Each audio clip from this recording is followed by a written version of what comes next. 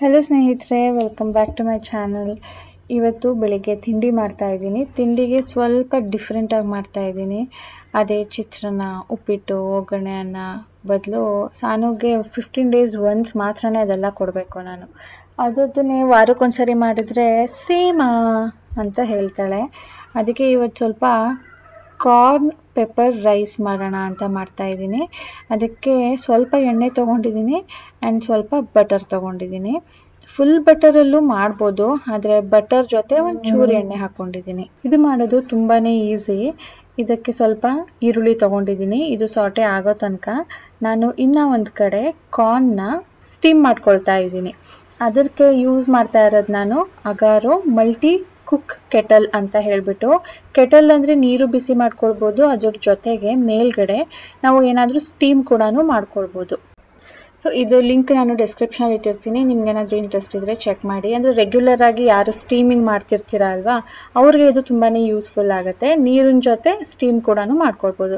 ಈಗ ನಾನು ಕೆಳಗಡೆ ನೀರು ಇಟ್ಟಿದ್ದೀನಿ. ಇದರ ಕಾರ್ನ್ ಫ್ಲೇವರ್ ಅದರಲ್ಲಿ ಇಳಿದಿರುತ್ತೆ. ಸೊ ನೀರು ಕುಡಿಯೋದಕ್ಕೂ ಚೆನ್ನಾಗಿರುತ್ತೆ. ಆ್ಯಂಡ್ ಇದು ನಾನು ಅನ್ನಕ್ಕೆ ಯೂಸ್ ಮಾಡ್ಕೊಳ್ತಾ ಇದ್ದೀನಿ. ಸೊ ಈರುಳ್ಳಿ ಸಾಟೆ ಆದಮೇಲೆ ಅದಕ್ಕೆ ಸ್ವಲ್ಪ ನಾನು ಜಿಂಜರ್ ಗಾರ್ಲಿಕ್ ಪೇಸ್ಟ್ ಹಾಕ್ಕೊಳ್ತಾ ಇದ್ದೀನಿ. ಅದ್ರ ಜೊತೆ ಏನು ಗ್ರೀನ್ ಕಾಣ್ತಿದೆ ಅಲ್ವಾ, ಅದು ಮೆಣಸಿನ್ಕಾಯಿನ ರುಬ್ಕೊಂಡಿರೋದು, ಖಾರಕ್ಕೆ ಎಷ್ಟು ಬೇಕೋ ಅಷ್ಟು. ಹಸಿ ವಾಸನೆ ಹೋಗೋ ತನಕ ಇದನ್ನು ಎಣ್ಣೆಯಲ್ಲಿ ಸ್ವಲ್ಪ ಸಾಟೆ ಮಾಡ್ಕೊಳ್ಬೇಕು. ಕಾರ್ನ್ ನಾನು ಬೇಯಿಸ್ಕೊಂಡಿರೋದ್ರಿಂದ ಜಾಸ್ತಿ ಹೊತ್ತೇನು ಇಡ್ಸೋದಿಲ್ಲ. ಜಸ್ಟ್ ಮಿಕ್ಸ್ ಮಾಡಿಬಿಟ್ಟು ಅದಕ್ಕೆ ನಾನು ಮಸಾಲೆಗಳನ್ನ ಸೇರಿಸ್ಕೊಳ್ತೀನಿ. ಕಾರ್ನ್ ಅಂದರೆ ಮಕ್ಕಳಿಗೆ ತುಂಬಾ ಇಷ್ಟ ಆಗುತ್ತಲ್ವಾ. ಇದು ಫೈಬರ್ ರಿಚ್ ಫುಡ್. ಫೈಬರ್ ನಮ್ಮ ಬಾಡಿಗೆ ಸೇರೋದ್ರಿಂದ ಡೈಜೆಷನ್ ಕೂಡ ಚೆನ್ನಾಗಾಗುತ್ತೆ. ಅದ್ರ ಜೊತೆ ಇದರಲ್ಲಿ vitamins A, B and C ಕೂಡ ಇದೆ. ಆ್ಯಂಡ್ ಮಿನರಲ್ಸ್ ಕೂಡ ಇರುತ್ತಂತೆ, like potassium and magnesium. So overall well ಬೀಯಿಂಗಿಗೆ ತುಂಬಾ ಒಳ್ಳೆಯದು. ಸೊ ನಾನು ವಾರಕ್ಕೆ 1 ಸಾರಿ ಅಥವಾ 2 ಸಾರಿ ಸಾನುಗೆ ಆ್ಯಸ್ ಎ ಸ್ನ್ಯಾಕ್ ಪೆಪ್ಪರ್ ಹಾಕಿ ಸ್ವಲ್ಪ ಬಟರ್ ಹಾಕಿ ಕೊಡ್ತೀನಿ. ಇವತ್ತು ಸ್ವಲ್ಪ ಡಿಫ್ರೆಂಟ್ ಆಗಿರಲಿ ಅಂದ್ಬಿಟ್ಟು ಅದರದ್ದೇ ರೈಸ್ ಮಾಡ್ತಾ ಇದ್ದೀನಿ. ಈ ಥರ ಮಾಡ್ತಾ ಇದ್ದೀನಿ ಅಂದ ತಕ್ಷಣ ನೋಡಿ ಸಾನುನೇ ಬಂದು ಮಿಕ್ಸ್ ಮಾಡ್ತಾ ಇದ್ದಾಳೆ, ಅವಳಿಗೆ ತುಂಬಾ ಇಷ್ಟ ಅಂತ ಹೇಳ್ಬಿಟ್ಟು. ಇದಕ್ಕೀಗ ಕುಕ್ಡ್ ರೈಸ್ ಹಾಕೊಳ್ತಾ ಇದ್ದೀನಿ. ಪೆಪ್ಪರ್ ಕೂಡ ಒಳ್ಳೇದೇ ಅಲ್ವಾ ಈ ಚಳಿಗೆ. ಸೊ ಅದಕ್ಕೆ ನಾನು ಪೆಪ್ಪರ್ ರೈಸ್ ಮಾಡ್ತಾ ಇದ್ದೀನಿ. ಉಪ್ಪು, ಇದಕ್ಕೆ ನಾವು ಖಾರಕ್ಕೆ ಮೆಣಸಿನ್ಕಾಯಿ ಹಾಕಿದ್ದೀವಲ್ವಾ, ಇಷ್ಟು ಹಾಕಿದ್ರೆ ಸಾಕಾಗತ್ತೆ. ಬಟ್ ಇನ್ನು ಸ್ವಲ್ಪ ಅಡಿಷ್ನಲ್ ಫ್ಲೇವರ್ ಬೇಕು ಅಂದರೆ ಸ್ವಲ್ಪ ಸೋಯಾ ಸಾಸ್ ಹಾಕೊಳ್ಬೋದು. ಅದು ಸ್ವಲ್ಪ ಹುಳಿನೂ ಕೊಡುತ್ತೆ, ಹಾಗೆ ಕಲರ್ ಕೂಡ ಕೊಡುತ್ತೆ. ಆ್ಯಂಡ್ ಬರೀ ಕಾರ್ನ್ ಬದಲು ನೀವು ಬೇರೆ ತರಕಾರಿಗಳು ಬೇಕಿದ್ರೂ ಕೂಡ ಹಾಕೊಳ್ಬೋದು, ಲೈಕ್ ಕ್ಯಾಪ್ಸಿಕಮ್, ಕ್ಯಾರೆಟ್, ಬೀನ್ಸ್. ಲಾಸ್ಟಲ್ಲಿ ಸ್ವಲ್ಪ ನಾನು ಸೋಯಾ ಸಾಸ್ ಹಾಕಿ ಮತ್ತು ಕೊತ್ತಂಬರಿ ಸೊಪ್ಪು ಹಾಕಿದ್ದೀನಿ. So ready. ಹೆಂಗಿದೆ ಚಿನಿಮಾ new rice? It's not good. ಹಾಂ, It's really good. ಹುಡುಗಿ ನಮಗೇನೆ ಪ್ರ್ಯಾಂಕ್ ಮಾಡ್ತಾಳೆ. You enjoyed? ಚಿತ್ರಾನ್ನಗಿಂತ ಚೆನ್ನಾಗಿದೆಯಾ? ಚಿತ್ರಾನ್ನ ಅಂದರೆ ಚಿತ್ರಾನ್ನಕ್ಕೇನೋ ಅನ್ನಲ್ಲ, ಉಪ್ಪಿಟ್ಟಿಗೆ ಎಷ್ಟು ಸಾರಿ ಮಾಡ್ತೀಯಮ್ಮಮ್ಮ ಅಂತಾಳೆ. ನೆನ್ನೆ ರಾಜೇಶ್ ಕೇಳಿದ್ರು ಏನು ತಿಂಡಿ ಅಂತ, ಉಪ್ಪಿಟ್ಟು ಅಂದೆ. ನಂಗೆ ಗೊತ್ತು ನೀನು ಅಷ್ಟೊಂದೇನು ಇಷ್ಟಪಡಲ್ಲ, ವಾರಕ್ಕೊಂದ್ಸರಿ ಮಾಡಿಬಿಟ್ರೆ ಅಂತ. ಅದಕ್ಕೆ ನಾವು ಆಮೇಲೆ ಮಾಡ್ಕೊಳ್ಳೋಣ ಅಂದ್ಬಿಟ್ಟು ನಿನಗೆ ಇದು ಮಾಡಿರೋದು.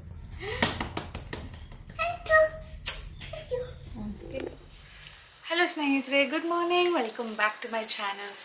ಇವತ್ತು ನಾಗರ ಪಂಚಮಿ ಸ್ನೇಹಿತರೆ. ನೆನ್ನೆ ನಾಗರ ಚತುರ್ಥಿ.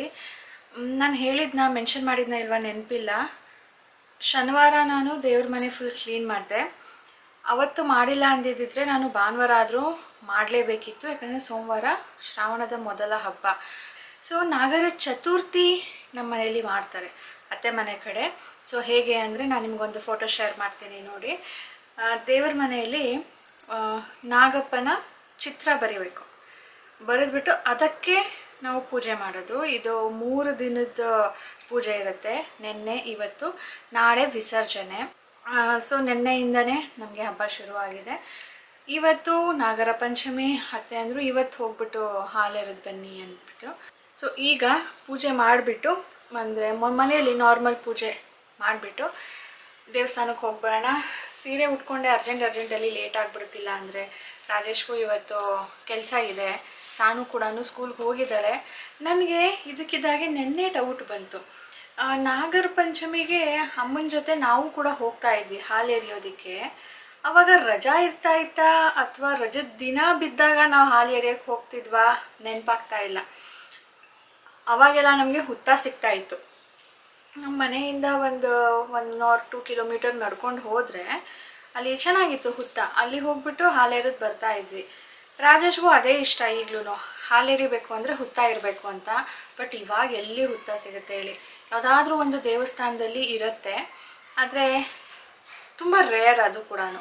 ಅದಕ್ಕೆ ನಾವೇನು ಮಾಡ್ತಿದ್ವಿ, ಇಲ್ಲಿ ಹಾಲೇರಿತಾ ಇರಲಿಲ್ಲ. KR ನಗರಕ್ಕೆ ಹೋದಾಗ ಗಣೇಶ ಹಬ್ಬದ ದಿನ ಅಲ್ಲಿ ಹುತ್ತ ಸಿಗುತ್ತಲ್ಲ ಅಂದ್ಬಿಟ್ಟು ಅಲ್ಲಿಗೆ ಹೋಗ್ತಾ ಇದ್ವಿ. ಈಗ ಅಲ್ಲೂ ಎಲ್ಲ ಕೆಡವಿ ಮನೆ ಕಟ್ಬಿಡ್ತಾ ಇದ್ದಾರೆ. ಅದಕ್ಕೆ ಅಲ್ಲೂ ಸಿಗೋದಿಲ್ಲ ಅಂದ್ಬಿಟ್ಟು ಇಲ್ಲೇ ಸರಿ ವಿಗ್ರಹಕ್ಕೆ ಮಾಡೋಣ ಅಂತ ಇವತ್ತು ಹೋಗೋಣ ಅಂತ ಇದ್ದೀವಿ. ಅಭಿಷೇಕಕ್ಕೆ ಹಸಿ ಹಾಲು ತಗೊಂಡಿದ್ದೀನಿ. ಅಂದರೆ ಇದು ಕಾಯಿಸಿಲ್ಲ, ಡೈರೆಕ್ಟ್ ಪ್ಯಾಕೆಟಿಂದ ತಗೊಂಡಿರೋದು. ಅದಕ್ಕೆ ಒಂಚೂರು ತುಪ್ಪ ಹಾಕೊಳ್ತಾ ಇದ್ದೀನಿ. ತುಂಬ ಜನ ಗಣೇಶ ಹಬ್ಬದ ದಿನ ಮಾಡ್ತಾರೆ ಅಂತ ಕೇಳಿದೆ, ಅಮ್ಮ ಹೇಳ್ತಾ ಇದ್ರು. ಇವತ್ತು ನಮ್ಮ ಕಡೆ ಜಾಸ್ತಿ ಜನ ಯಾರು ಹಾಕೇ ಇಲ್ಲ ಕಣೆ, ಎಲ್ಲ ಗಣೇಶ ಹಬ್ಬಕ್ಕೆ ಮಾಡ್ತಾರೆ, ತುಂಬಾ ಸ್ವಲ್ಪ ಜನ ಇದ್ದಿದ್ದು ನಾವು ಅಂತ ಹೇಳ್ತಾ ಇದ್ರು. ಸೊ ನೀವು ಯಾವಾಗ ಹಬ್ಬ ಮಾಡ್ತೀರಾ? ನಾಗರ ಪಂಚಮಿ ದಿನಾನೇ ಮಾಡ್ತಿರೋ, ಗಣೇಶ ಹಬ್ಬದ ದಿನ ಮಾಡ್ತಿರೋ? ಕಾಮೆಂಟ್ ಮಾಡಿ ಹೇಳಿ.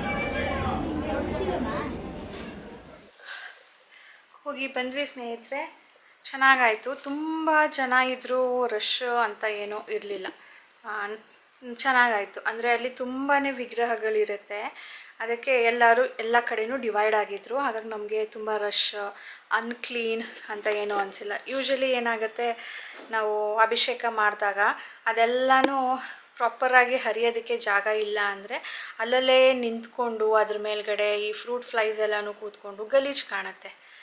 ಆ ಥರ ಏನೂ ಆಗಿರಲಿಲ್ಲ, ಚೆನ್ನಾಗಿ ಮೇಂಟೈನ್ ಮಾಡಿದರು. ಸಾನೂ ಮಾಡಬೇಕಿತ್ತು, ಬಟ್ ಏನು ಮಾಡ್ತೀರಾ, ಅವಳ ಬದಲು ನಾನೇ ಮಾಡ್ತಾಯಿದ್ದೀನಿ, ದೇವರೇ ಅರ್ಪಿಸ್ಕೊ ಅಂದ್ಬಿಟ್ಟು ಅವಳದು ಹೆಸರು ತಗೊಂಡು ಪೂಜೆ ಮಾಡಿ ಬಂದ್ವಿ. ಈಗ ತಿಂಡಿ ಕೂಡ ಆಯಿತು.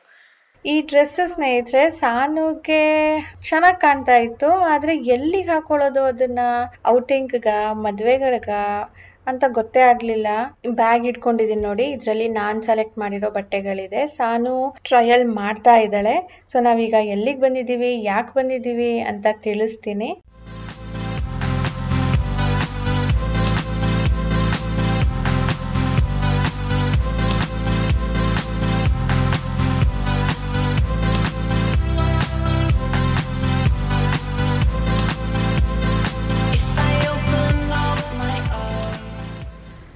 ಸ್ನೇಹಿತರೆ ಬರ್ತಾ ಮ್ಯಾಕ್ಸ್ಗೆ ಹೋಗಿದ್ವಿ. ಮ್ಯಾಕ್ಸಲ್ಲಿ ಆಫರ್ ಇದೆ ಅಂತ ನೋಡಿದ್ದೆ, ಅದಕ್ಕೆ ಸಿಗುತ್ತಾ ಇಲ್ವಾ ನೋಡೋಣ. ಇವಾಗೆಂತ ಆಫರ್ ಇರುತ್ತೆ, ಯೂಶ್ವಲಿ ಇಯರ್ ಎಂಡಲ್ಲಿ ಇರುತ್ತಲ್ವಾ, ನ್ಯೂ ಇಯರ್ಗೆ, ಕ್ರಿಸ್ಮಸ್ಗೆ ಎಲ್ಲನೂ.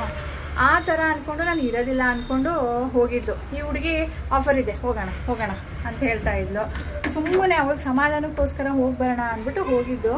ಚೆನ್ನಾಗಿ ಸಿಕ್ತು, ಅಂದರೆ ಸೈಜ್ ಇಶ್ಯೂ ಇರುತ್ತೆ, ಸೈಜ್ಗಳು ಸರಿಯಾಗಿ ಸಿಗೋದಿಲ್ಲ. ಈಗ ಸಾನುಗೂ ಅಷ್ಟೇ ಪ್ಯಾಂಟ್ಗಳು ಕಿಡ್ಸ್ ಸೆಕ್ಷನಲ್ಲಿ ಯಾವುದೂ ಇರಲಿಲ್ಲ. ಸೊ ಲೇಡೀಸ್ ಸೆಕ್ಷನಲ್ಲಿ small size, extra small size ಇರುತ್ತಲ್ವಾ, ಆ ಥರದನ್ನ ಸಾನುಗೆ ಕೊಟ್ಟೆ. ಅವಳಿಗೆ ವೇಸ್ಟ್ ಲೂಸ್ ಆಗುತ್ತೆ, ಬಟ್ ಹೈಟ್ ಸರಿ ಹೋಗುತ್ತೆ. ಏನು ಮಾಡ್ತೀರಾ? ಸೊ ಆ ಥರದನ್ನ ಅದನ್ನು ತೊಗೊಂಡ್ಲು. ಆಮೇಲೆ ಟೀ ಶರ್ಟ್ಗಳು ನಾನು ಒಂದು ಟೀ ಶರ್ಟ್ ತೊಗೊಂಡೆ, ಅವಳೊಂದು ಟೀ ಶರ್ಟ್ ತೊಗೊಂಡು, ಒಂದು ಪ್ಯಾಂಟ್ ತೊಗೊಂಡ್ಲು ಅವಳು, ಮತ್ತು ನಾನು ಒಂದು ಟಾಪ್ ತೊಗೊಂಡೆ. ಸೊ ಈಗ ಬಂದಿದ್ದೀವಿ 5:15, ಇವಾಗ ಊಟ ಮಾಡಬೇಕು. ಸೊ ಊಟ ಮಾಡಿ ಆದಮೇಲೆ ನಾನು ತೋರಿಸ್ತೀನಿ ಓಕೆ ಏನೇನು ತೊಗೊಂಡೆ ಅಂತ. ಸ್ನೇಹಿತರೆ, ಈಗ ಏನೇನು ತೊಗೊಂಡೆ ಅಂತ ತೋರಿಸ್ತೀನಿ. ಇದು ನಾನು ತೊಗೊಂಡಿರೋದು ಮ್ಯಾಕ್ಸ್ ಶೋರೂಮಲ್ಲಿ. ಓಕೆ, ಅವ್ರು ಹೇಳಿದ್ದು ಇನ್ನೊಂದು ವಾರನೂ ಈ ಆಫರ್ ಇರುತ್ತೆ ಅಂತ.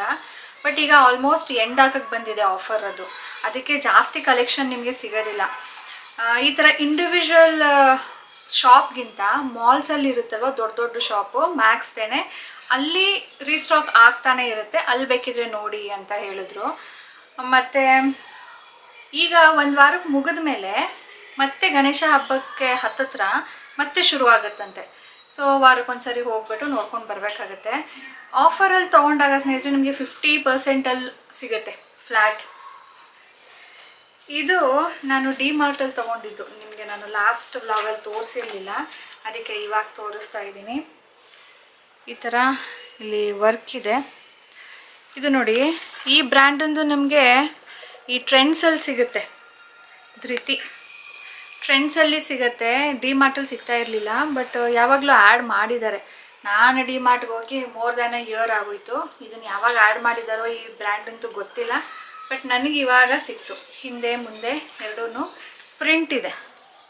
ಸೊ ಈ ಪ್ರಿಂಟ್ ಅಷ್ಟೊಂದು ಈಸಿಯಾಗಿ ಹೋಗೋದಿಲ್ಲ. ಅಂದರೆ ಬ್ರಷ್ ಮಾಡಿದ್ರೆ ಹೋಗ್ಬೋದು, ಬಟ್ ನಾನು ಸುಮ್ಮನೆ ಕುಸ್ಕಿ ಹಾಕ್ತೀನಿ ಕೈಯಲ್ಲಿ ಅಷ್ಟೇ, ಮಷಿನ್ಗೂ ಹಾಕೋದಿಲ್ಲ ನಾನು.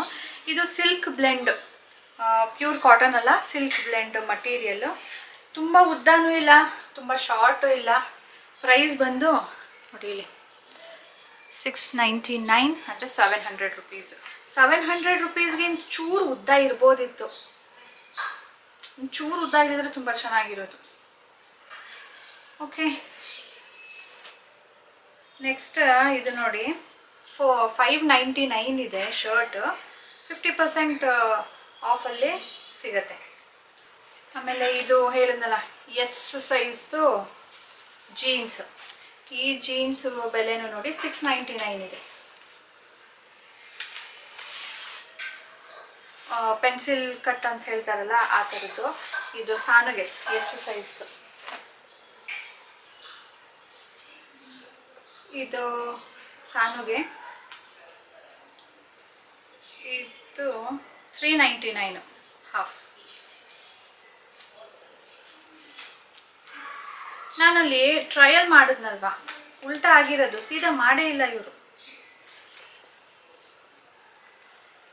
ಇದು ಯಾರಿಗೆ? ಇದು ನನಗೆ over size T shirt. Over size ನನ್ನ ಹತ್ರ ಒಂದು ಇರಲಿಲ್ಲ. ಇದಕ್ಕೆ ಏನು ಗೊತ್ತಾ, ಈ ವೈಡ್ ಲೆಗ್ಡ್ ಜೀನ್ಸ್ ಆಗೋದಿಲ್ಲ, ಪೆನ್ಸಿಲ್ ಕಟ್ ಇರಬೇಕು. ಈಗ ಸಾನು ತೊಗೊಂಡಿದ್ದೀನಲ್ಲ ಆ ಥರದ್ದು ಇದ್ದರೆ ಚೆನ್ನಾಗಿ ಕಾಣುತ್ತೆ. ಆ್ಯಂಡ್ ಇದು ಸಾನಿಗೆ ಟಾಪ್, ಈ ಥರ ರಿಂಕಲ್ಸ್ದು ಸಿಲ್ಕ್ ಚೆನ್ನಾಗಿದೆ. ಇದು MRP ಎಷ್ಟು ಗೊತ್ತಾ, 799. ಆ್ಯಂಡ್ ಬೆಸ್ಟ್ ನನಗೆ ಸಿಕ್ಕಿದ್ದು ಅಂದರೆ ಇದು 599 50%. ಸೊ ಇದು ನನಗೆ ಬೆಸ್ಟ್ ಪ್ರೈಸಲ್ಲಿ ಸಿಕ್ಕಿದ್ದು. ನಾನು ಹೋದ ಸರಿ ಪರ್ಪಲ್ ಕಲರ್ದು ನಾನು ಹಾಕೊಂಡಾಗೆಲ್ಲ ಕೇಳ್ತೀರಾ ಅದು ಎಲ್ಲಿ ತೊಗೊಂಡಿದ್ದು ಅಂತ. ಅದು ನಾನು ಮ್ಯಾಕ್ಸಲ್ಲೇ ತೊಗೊಂಡಿದ್ದು. ಅದೇ ಥರದ್ದು ಇದೂ 599 ಲಾರ್ಜ್ ಸೈಜ್ ಸಿಕ್ತು. ಅದು ಮೀಡಿಯಮ್ ತೊಗೊಂಡಿದ್ದೆ ಅನಿಸುತ್ತೆ. ಇದು ಲಾರ್ಜ್ ತೊಗೊಂಡಿದ್ದೀನಿ. ಪಿಂಕ್. ಇದು ಸಿಲ್ಕ್ ಮಟೀರಿಯಲ್ಲು, 50% ಅಲ್ವಾ. ಲೈಕ್ ಇದು 600 300 ರುಪೀಸ್. ಸೊ 300 ವರ್ತ್, ಡೈಲಿ ವೇರ್ಗೂ ಚೆನ್ನಾಗಿದೆ ಅಂತ ಹೇಳಿಬಿಟ್ಟು ಇದನ್ನು ತೊಗೊಂಡೆ. ಸೊ ಇಷ್ಟು ಸ್ನೇಹಿತರೆ, ಇವತ್ತು ಅಕಸ್ಮಾತಾಗಿ ಹೋಗಿದ್ದು. ಇಷ್ಟು ಇನ್ಫಾರ್ಮೇಷನ್ ನಿಮಗೂ ಕೊಟ್ಟಿದ್ದೀನಿ. ಸ್ಲಿಪ್ಪರ್ಸ್ ಮೇಲೆ, ಶೂಸ್ ಮೇಲೆ ಆಫರ್ ಏನು ಇರಲಿಲ್ಲ, ಜಸ್ಟ್ ಬಟ್ಟೆ ಮೇಲಿತ್ತು. ಕಿಡ್ಸ್ಗೂ ಇದೆ, ಮೆನ್ಸ್ಗೂ ಸ್ವಲ್ಪ ಕಡಿಮೆನೇ. ಕಿಡ್ಸ್ಗಿದೆ, ಮೆನ್ಸ್ಗಿದೆ, ವುಮೆನ್ಸ್ಗೂ ಇದೆ. ಕುರ್ತೀಸ್ ಮೇಲೆ ತುಂಬಾ ಕಡಿಮೆ ಇದ್ದಿದ್ದು, ಲೈಕ್ 30% ಡಿಸ್ಕೌಂಟ್ ಅಂತ ಇತ್ತು. ವೆಸ್ಟರ್ನ್ ವೇರ್ ಮೇಲೆ ಇತ್ತು.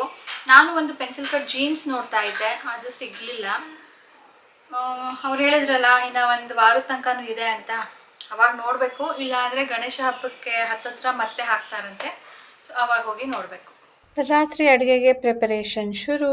ಇವತ್ತು ಪಾಲಕ್ ತಂದಿದ್ರು, ಫ್ರೆಶ್ ಆಗಿದೆ ಅಂದ್ಬಿಟ್ಟು ನೋಡಿ 2 ತಂದಿದ್ದಾರೆ.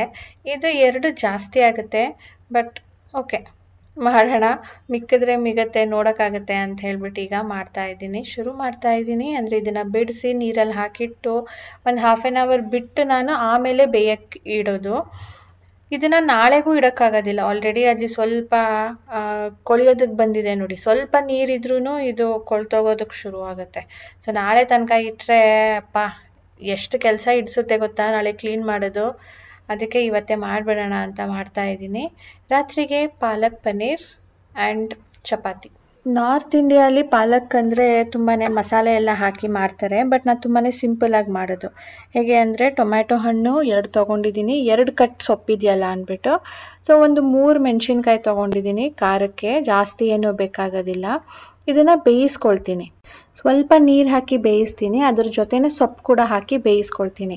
ಇದ್ರ ಕಲರ್ ರಿಟೈನ್ ಮಾಡಬೇಕು ಅಂದರೆ ನಾವು ಬಿಸಿ ನೀರಲ್ಲಿ ಪಾಲಕ್ನ ಜಸ್ಟ್ ಅದ್ದಿ ತೆಗೆದ್ಬಿಡ್ಬೇಕು, ಅವಾಗ ಅದು ಕಲರ್ ಹಾಗೆ ಇರುತ್ತೆ. ಬಟ್ ನಾನು ಕಲರ್ ಬಂದರೂ ಪರವಾಗಿಲ್ಲ ಅಂದ್ಬಿಟ್ಟು ಅದರಲ್ಲೇ ಹಾಕಿ ಬೇಯಿಸ್ಬಿಡ್ತೀನಿ. ಒಗ್ಗರಣೆಗೆ ಚೂರು ಎಣ್ಣೆ, ಈರುಳ್ಳಿ ಹಾಕ್ಕೊಂಡಿದ್ದೀನಿ. ಇದಕ್ಕೆ ಸ್ನೇಹಿತರೆ ನಾನು ಸ್ವಲ್ಪ ರುಬ್ಬೋದಕ್ಕೆ ಕಾಯಿ ಹಾಕ್ಕೊಳ್ತೀನಿ, ಟೊಮ್ಯಾಟೊ, ಮೆಣಸಿನ್ಕಾಯಿ, 1 ಸ್ಪೂನ್ ಜೀರಿಗೆ, ಇಷ್ಟನ್ನು ಸಪ್ರೇಟಾಗಿ ರುಬ್ಕೊಳ್ತೀನಿ ಆಯಿತಾ. ಇದು ಸ್ವಲ್ಪ ಜೀರಿಗೆ ಪುಡಿ ನಾನು ಅಲ್ಲಿ ಹಾಕೋದನ್ನು ಮರ್ತಿದ್ದೆ ಅದಕ್ಕೆ. ಸೊ ಇದನ್ನು ಸಪ್ರೇಟಾಗಿ ರುಬ್ಕೊಂಡು ಕೊನೆಯಲ್ಲಿ ನಾನು ಸೊಪ್ಪನ್ನು ಸಪ್ರೇಟಾಗಿ ರುಬ್ಕೊಂಡು ಇದಕ್ಕೆ ಸೇರಿಸ್ಬಿಟ್ಟು ಕುದಿಸ್ತೀನಿ. ಸೊ ಇಷ್ಟಕ್ಕೆ ಉಪ್ಪು ಹಾಕಿದ್ರೆ ಸಾಕು, ರೆಡಿ ಪಾಲಕ್. ನಾನು ಎವ್ರಿ ಟೈಮ್ ಪಾಲಕ್ ಪನ್ನೀರ್ ಮಾಡೋದಿಲ್ಲ, ಜಸ್ಟ್ ಪಾಲಕ್ ಮಾಡ್ತೀನಿ.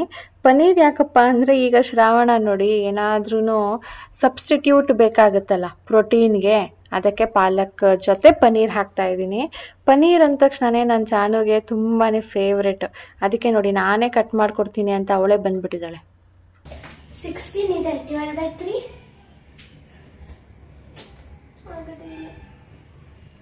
ಒಂದು ಕಡಿಮೆ ಮಾಡ್ಬಿಟ್ಟು 3 ಇಂದ ಡಿವೈಡ್ ಮಾಡು. ತಿನ್ಕೋ ಈಗ. ನೈಸ್ ಐಡಿಯಾನು. ಹ್ಯಾಪಿ. ಈಗ ಡಿವೈಡ್ ಮಾಡು. 15 ಡಿವೈಡೆಡ್ ಬೈ 3. ಅಬ್ಯಾಕಸ್ ಏನು ಕಲ್ತಿರೋದು ನೀನು? ಹಾಂ ಹೇಳಬೇಕು. Okay, let's fry it. ಪಾಲಕ್ಗೆ ಹಾಕೋದಕ್ಕೆ ಫ್ರೈ ಮಾಡಲೇಬೇಕು ಅಂತೇನಿಲ್ಲ, ಆಪ್ಷನಲ್ ಅಷ್ಟೇ. ಇದಕ್ಕೆ ಹಾಕಿರೋ ಮಸಾಲೆ ಎಲ್ಲ ಪಾಲಕ್ಗೆ ಇಳಿಯುತ್ತೆ. ಇದು ಹಾಗೆ ತಿನ್ನಬೇಕು ಅಂದರೆ ಮಾತ್ರನೇ ಈ ಥರ ಸಾಟೆ ಮಾಡ್ಕೊಳ್ಬೇಕು. ಓಕೆ ಸ್ನೇಹಿತರೆ, ಇವತ್ತಿನ ವ್ಲಾಗ್ ಇದರೊಂದಿಗೆ ಎಂಡ್ ಮಾಡ್ತೀನಿ. ಸಿಗೋಣ ಮುಂದಿನ ವ್ಲಾಗ್ನೊಂದಿಗೆ. ಅಂಟಿಲ್ ದೆನ್ ಪ್ಲೀಸ್ ಇವತ್ತಿನ ವಿಡಿಯೋ ಇಷ್ಟ ಆಗಿದ್ರೆ ಲೈಕ್ ಮಾಡಿ, ಶೇರ್ ಮಾಡಿ. ವಿತೌಟ್ ಸಬ್ಸ್ಕ್ರೈಬಿಂಗ್ ನೋಡ್ತಾ ಇದ್ರೆ ಪ್ಲೀಸ್ ಸಬ್ಸ್ಕ್ರೈಬ್ ಮಾಡ್ಕೊಳ್ಳಿ. ಬಾಯ್ ಬಾಯ್ ಸ್ನೇಹಿತರೆ.